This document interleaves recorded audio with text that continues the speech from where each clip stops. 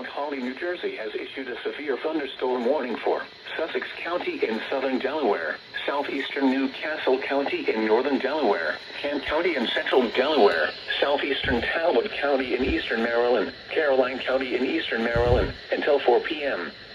At 2:46 p.m., severe thunderstorms were located along a line extending from near Greenwich to near Andrewsville to near University of Maryland Center for Environmental Studies, moving east at 40 miles per hour. Hazard, 60 miles per hour wind gusts and penny-size hail. Source, radar indicated. Impact, damage to roofs, siding, trees, and power lines is possible.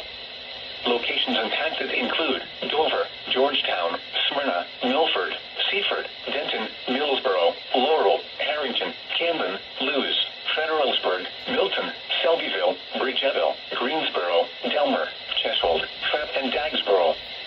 Protecting yourself from immediate threats to life and safety shall take priority. Whenever possible, as long as it does not cause greater harm, all COVID-19 protective action guidance should be followed. For your protection, move to an interior room on the lowest floor of a building.